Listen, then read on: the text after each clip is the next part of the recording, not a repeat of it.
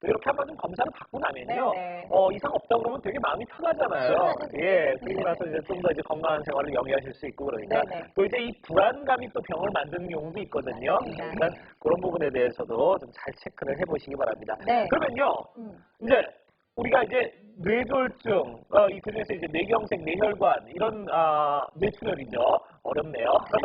이제 두 가지에 대해서 이제 어떤 원인에 의해서 이런 질환이 이제 나타난다. 이제 요 얘기는 했어요. 네. 그럼 이제 증상, 이제 우리가 뭐 그것까지 다 알 수는 없잖아요. 그럼 증상으로 이제 알아봐야 되는데 일반인들한테 이제 이런 병이 발병한다면은 어떤 증상이 나타나게 됩니까? 뇌졸중의 이제 증상을 말씀드리면 제일 첫 번째 한마디로 말씀드리면 예. 갑자기 나타나는 겁니다. 예. 갑자기 나타나는 모든 증상은 예. 뇌졸중으로 우리가 의심할 수 있는데 예.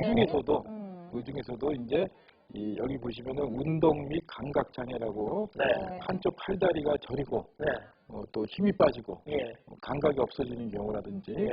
또 말이 어둔하고 기억이 잘 안 나는 예. 단어가 생각이 잘 안 난다든지 또는 어디로서 걷기가 힘들고 이 하늘이 빙빙 돈다든지 예. 이런 경우 또 사물이 두루 보이거나 아니면 안 보이는 경우 또는 이제 이 음식을 삼키거나 예.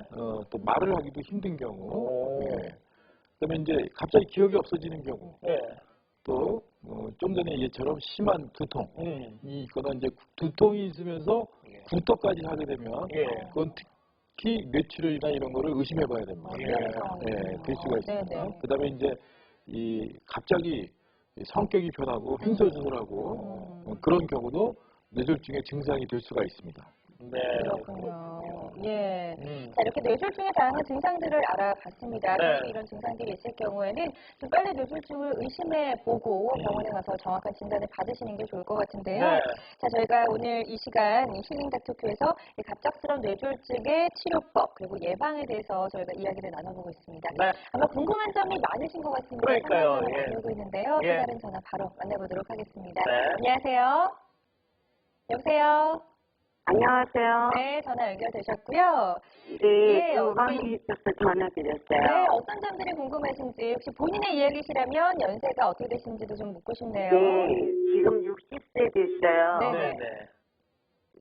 머리가 예. 이렇게 자주 계속 아픈 편이에요. 네. 네. 네.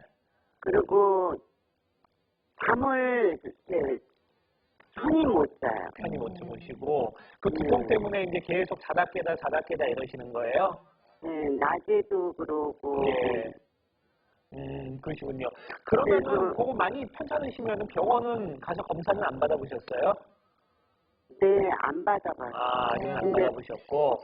그 전에 예. 처녀 때도 예. 그때 머리가 자주 아팠는데 약국에를 가니까 예. 무슨 호르몬 부족으로 인해서 네. 머리가 아프다고 결혼하면 괜찮을 거다고 그런 소리를 했어요. 예, 예. 했는데 진짜 결혼하고 몰랐는데 예. 지금 불과 몇 년 사이에 네. 계속 그렇게 머리가 아파요. 네. 그러셨군요. 예. 그 뭐 두통 외에는 다른 증상들은 없으세요 혹시? 손이 손가락 끝 부분이요. 예. 저려요. 많이 저리시고요. 예. 네. 지금 원장님이 나와 계시니까요. 네. 좀 얘기를 한번 좀 들어보시죠. 네. 예, 지금 말씀하신 거는 이제 두통은 젊었을 때부터 있으신 거죠? 네, 그러다가 결혼하고 안 아팠는데요. 한 20년 가까이 뭐 이렇게 없으셨던 것 같아요. 그다음에 이제 뭐 네네. 머리가 요즘에 와서 머리가 계속 아파요. 네, 이제 우리가 제일 처음에 머리가 심하게 아픈 경우는 특별히 뭐 손발이 마비가 된다 이런 거 없으면은 뇌졸중으로 보기에는 조금 어렵고요. 네네. 있다면 뇌 동맥류가 의심이 될 수는 있습니다.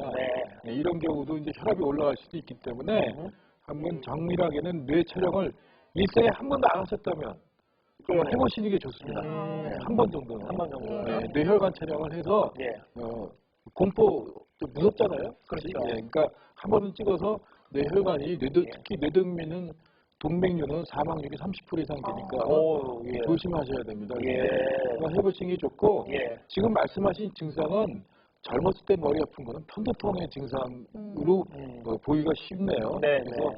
그건 한번 지금 권해드리고 싶은 거는 뇌혈관 촬영을 한번 해서 확인을 해보시는 게 네. 도움이 되겠습니다. 아까 말씀하셨던 그 MRA 검사를 한번 받아보시는 게 좋을 것이다.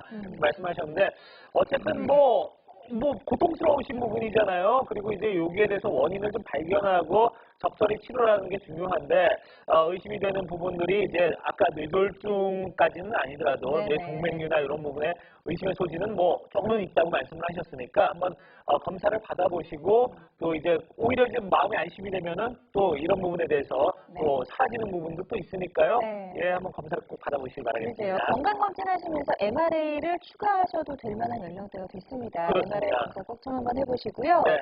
저희가 앞서서 뇌졸중의 여러 가지 증상들을 소개를 해주셨습니다. 그런데 이런 증상들이 있을 때 우리가 뇌졸중을 쉽게 의심하지만 사실 이런 증상은 뇌졸중이 아니다. 좀 이렇게 헷갈리는 증상들이 있을 것 같아요. 이런 것도 좀 알려주시면 도움이 될 것 같은데요. 네, 이제 뇌졸중으로 이제 착각하기 쉬운 예, 예. 증상이 네. 몇 가지가 있습니다. 이제 손이 이제 떨린다든지 손이 이렇게 떨린다든지 네. 이런 거는 우리가 이제 그 마그네슘이 부족하다든지 또는 이제 파킨슨병 또는 본태성으로 이제 떨리는 눈이 있거든요. 네. 그거는 절대 뇌졸중의 증상이 아닙니다. 네. 그래서 그거는 걱정하실 필요 없고 네. 또 약으로도 충분히 우리가 치료가 가능하니까 네. 걱정하실 필요는 없습니다. 또 눈꺼풀이 파르르 떨리는 거는 네. 안면 마비의 전조 증상 아니면 예. 마그네슘이라는 게 부족해서 오는 현상이니까 예. 뇌졸중은 아닙니다. 네. 그건 걱정하실 필요 없고 강력하게 얘기해 주셨습니다. 그 두 가지는 네, 우리가 치료가 아주 아니면서 예, 예. 간단히 할 수 있는 거니까 네. 걱정하실 필요는 없고요. 네. 네. 뒷면이 당기고 뒷골이 뻐근한 거는 혈압 아니면 일자목일 때 이럴 수 있습니다. 오. 그래서 고혈압이 있거나 예. 일자목이 있는 거를 확인해 보는 게 좋고 네. 뇌졸중의 증상은 아닙니다. 예. 또 양손 혹은 양발이 저리는 경우는 혈액순환이 안 되는 건데 한 손이 저리면은 뇌졸중으로 우리가 의심할 수는 있습니다. 네. 근데 양손이 그런 거는 뇌졸중의 증상은 아닙니다. 네. 혈액순환의 문제고요. 네. 팔다리가 뻣뻣한 것도 예. 한쪽이 그렇다면은 우리가 의심을 할 수 있지만 네. 양쪽이 그런 거는 근육 예. 이 뭉쳐서 오는 경우가 많습니다. 예. 자, 모두 이제 그 자체만으로도 뭐 뇌출혈도 그렇고요, 뇌경색도 그렇고요, 자체적으로 참 심각한 질병이긴 합니다만, 요게 이제 더 무서운 거는 이 이후에 후차적인 더 큰 질환으로 이어질 수 있다는 게 좀 더 무서운 부분이 아닌가 하는 생각이 드는데, 대체 이제 좀 우리가 좀 심각성을 좀 알아야 될 것 같습니다. 얼마나 위험한 질병인지. 예. 뇌졸중 이제 뇌출혈, 뇌경색 합해서 예. 우리가 보통 발생률이요 네. 10만 명당 250명이 나타납니다. 예. 그러니까 전 세계적으로 예. 2초에 한 명씩 뇌졸중이 생기고요. 생각보다 많네요. 6초에 한 명씩 죽습니다. 와, 그렇게 말씀해 주시니까 느낌으로 확 오네요. 그렇죠. 네. 근데 이제 중요한 거는 이 한 210만 명당 250명 중에서 돌아가시는 확률이 10 내지 20%입니다. 근데 살아있는 사람은 괜찮으냐? 예. 반신불수가 된다든지 말씀을 못해서 하는 네. 일에서 누구 보호자의 도움 없이는 살아나갈 수 없는 장애인으로 나갈 수 있기 때문에 네. 상당히 사망률도 높고 네. 장애율이 많은 심각한 병이라고 볼 수가 있죠. 예. 무엇보다라는 생각이 지금 번뜩 드는데요. 그러니까요. 예. 네, 이렇게 위험한 뇌졸중 무엇보다 좀 증상이 있기 전에 우리가 예방하는 게 너무나 중요할 것 같고 네. 또 검진을 빨리 하고 조기 치료하는 게 너무나 우선시 돼야 될 것 같은데요. 맞아요. 뇌졸중 같은 경우는 어떻게 우리가 검진할 수 있을까요? 아까 말씀해주신 MRA를 찍으면 되나요? 네. 우리가 이제 보통 문진도 하고 네. 혈액에서 이제 우리가 볼 수 있는 이제 동맥의 원인이 이 검사실에서 할 수 있는 게 피검사, 이제 이 지방질이 많다든지 또 당뇨가 있다든지 또 여러 가지 그 염증 이런 것들이 있어서 동맥경화를 일으키기 때문에 또 심장에 대한 것도 체크를 해서 이상이 있는지 확인하고 제일 중요한 게 심장에서 뇌를 들어가는 이 피의 길을 보는 게 이 MRA입니다. 저는 경동맥 초음파 이 길을 보는 거거든요.